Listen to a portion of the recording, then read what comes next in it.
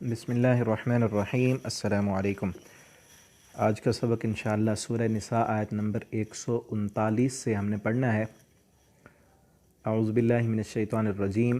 الذین، وہ لوگ، یتخذون، جو بناتے ہیں، الکافرین، کافروں کو، اولیاء، دوست، وہ لوگ جو کافروں کو اپنا دوست بنا لیتے ہیں، من دون المؤمنین، مومنوں کے علاوہ۔ اور سورہ بقرہ کے آغاز میں گزر چکا ہے کہ منافقین کافروں کے پاس جا کر یہی کہتے تھے کہ ہم تو حقیقت میں تمہارے ہی ساتھی ہیں، اور مسلمانوں کے ساتھ تو جا کر ہم مذاق کرتے ہیں، انہیں زبان سے کہتے ہیں ہم تمہارے، ان کے ساتھ تو مذاق کرنے کے لیے جاتے ہیں، اصل دل تو ہمارے تمہارے ساتھ ہیں۔ اور پیچھے بھی پچھلی آیت، پچھلے سبق کی آخری جو آیت تھی، منافقین کے بارے میں تذکرہ چل رہا تھا، یہاں بھی انہی کا ذکر ہے کہ جو لوگ مومنوں کو چھوڑ کر منافقوں سے دوستی لگاتے ہیں، کافروں سے دوستی لگاتے ہیں، ان کے دل کافروں کے ساتھ لگے ہوئے ہیں، اور بظاہر زبان کے ساتھ مسلمانوں کے ساتھ ملتے ہیں اور ان سے کہتے ہیں کہ ہم تمہارے ہیں، وہ کیوں جاتے ہیں؟ وہ وجہ بتائی جا رہی ہے یہاں پر۔ ایبتغون، وہ تلاش کرتے ہیں، عندہم، ان کے پاس، العزت، عزت۔ یہ کافر لوگ مسلمانوں کے پاس مسلمانوں سے تو زبان سے کہتے ہیں ہم تمہارے ہیں، کافروں سے دوستی کیوں لگاتے ہیں؟ یہ ان سے عزت کے طلبگار ہیں، وہ چاہتے ہیں کہ ہمیں عزت ملے۔ فَإِنَّ الْعِزَّةَ، پس بے شک عزت جو ہے، للہ، اللہ کے لیے، جمیعا، ساری کی ساری، عزتوں کا مالک تو اللہ ہے۔ اور آج بھی کئی لوگ کافروں سے دوستیاں صرف اس لیے لگاتے ہیں کہ ان کے پاس پیسہ ہے، ان کے پاس دنیا کے وسائل ہیں، اختیارات ہیں، تو ان لوگوں کے لیے بھی یہاں پر عبرت ہے۔ اور پیچھے ہم پڑھ چکے ہیں سورہ بقرہ پہلے پارے کے آخر میں، اللہ فرماتے ہیں یہ کافر یہودی اور عیسائی تم سے کبھی راضی نہیں ہو سکتے، تم جتنا ان کے ساتھ مل جاؤ، ان جیسے بن جاؤ، وہ تب راضی ہوں گے جب تم اپنے اسلام کو چھوڑ کر یہودی بن جاؤ، پھر وہ تم سے راضی ہوں گے۔ اور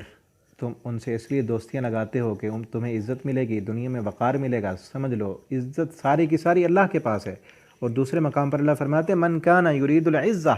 جو بندہ عزت چاہتا ہے نا، فللہ العزت جمیعا، تو عزت ساری کی ساری وہ اللہ کے لیے ہے،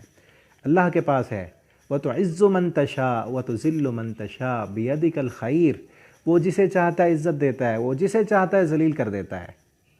تو عزت اللہ رب العالمین سے مانگنی چاہیے۔ اور دوسرے مقام پر اللہ تعالیٰ فرماتے ہیں وَلِلَّهِ الْعِزَّةُ وَلِرَسُولِهِ وَلِلْمُؤْمِنِينَ، عزت اللہ کے لیے ہے اور اس کے رسول کے لیے ہے اور مومنین کے لیے ہے۔ وَلَكِنَّ الْمُنَافِقِينَ لَا يَعْلَمُونَ، لیکن منافق لوگوں کو یہ بات سمجھ نہیں آتی کہ عزتوں کا مالک اللہ تعالیٰ ہے۔ اور اللہ سے دعا کرنی چاہیے کہ اللہ ہمیں جب تک زندہ رکھے، جب تک زندگی دے، عزت والی دے۔ اور عزت اسلام میں ہے، قرآن میں ہے، اللہ کے دین میں ہے۔ اس دین کو سمجھ کر، اس قرآن کو پڑھ کر، اس کے ساتھ مل کر اپنے آپ کو عزت والا سمجھیں۔ اور آگے وَقَدْ نَزَّلَ عَلَيْكَ، اور تحقیق، نزلہ، ہم نے اتارا، ہم نے نازل کیا، علیکم، تم پر، فی الکتاب، کتاب میں، ان اذا سمعتم، ان یہ کہ اذا جب، سمعتم تم سنو، آیات اللہ، اللہ کی آیتوں کو، کہ یہ بات ہم نے کتاب میں پہلے نازل کر دی ہے کہ جب تم سنو، کہ جب اللہ کی کتاب کی آیتوں کو سنو تم، یکفر بہا، کہ ان کا کفر کیا جا رہا ہے، ویستہزأ بہا، اور اللہ کی آیتوں کا مذاق اڑایا جا رہا ہے، فلا، پس نہ، تقعدوا، تم بیٹھو، معہم، ان کے ساتھ، ایسی مجلسیں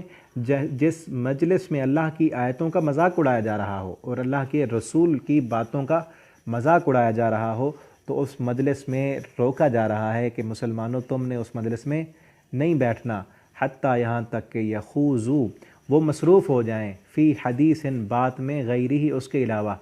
علاوہ کسی اور بات میں وہ مشغول ہو جائیں، تو پھر بیٹھنے کی اجازت ہے۔ ورنہ اگر جس مجلس میں اللہ کی آیتوں کا مذاق اڑایا جا رہا ہو،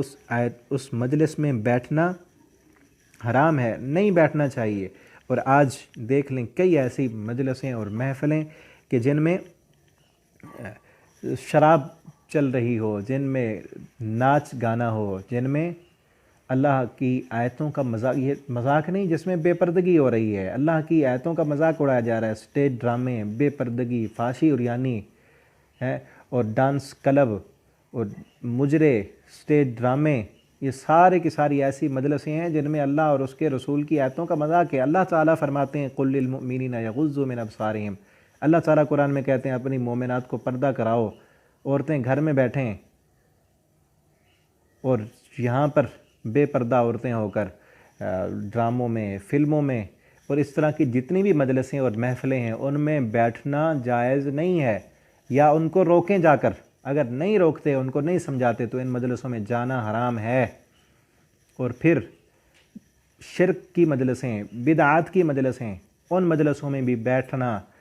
جائز نہیں ہے، یا پھر ان کو بتلائیں، ان کو سمجھائیں، ورنہ ایسی مجلسوں میں جانا اللہ رب العالمین روک رہے ہیں کہ جس مجلس میں اللہ کی آیتوں کا مذاق ہو وہاں پر بیٹھنا مومن کے لیے جائز نہیں ہے۔ انکم اذا مثلہم، بے شک تم اس وقت ان کی طرح ہو، اگر تم بیٹھے رہو گے وہاں خاموش ہو کر تم بھی انہی جیسے ہو۔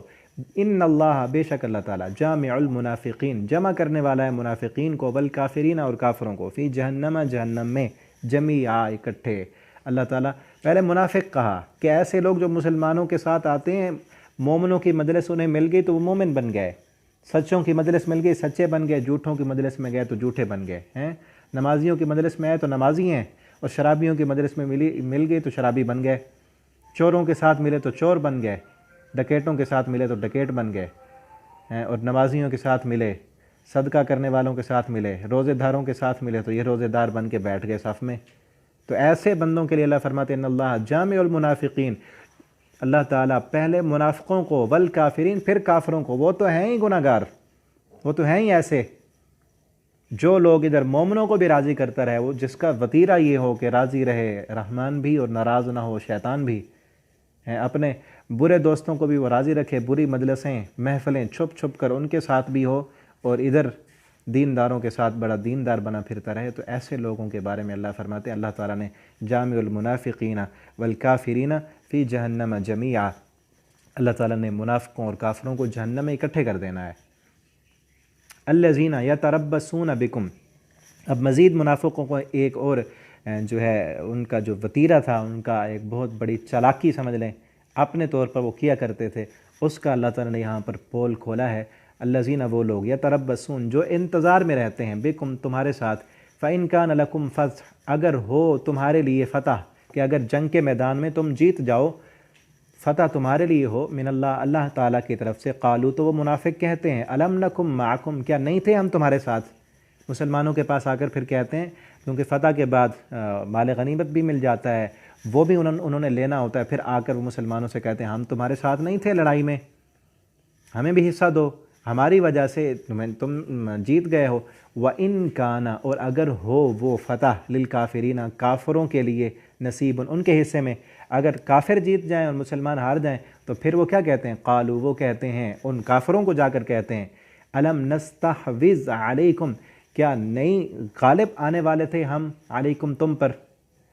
منافق جا کر کافروں کو کہتے ہیں کیا ہم تمہارے اوپر غالب آنے والے نہیں تھے، وَنَمْنَعَكُمْ، اور ہم روک رہے تھے تم سے، تم کو، من المؤمنین، مومنوں سے، ہم تمہیں مومنوں کے حملوں سے، ان کے وار سے بچا رہے تھے۔ یعنی وہ ان کو جا کر یہ کہتے ہیں کہ تمہیں جو فتح ملی ہے نا، ہماری دوغلی پالیسی کی وجہ سے ملی ہے، ہم تمہارے اوپر غالب آنے والے تھے،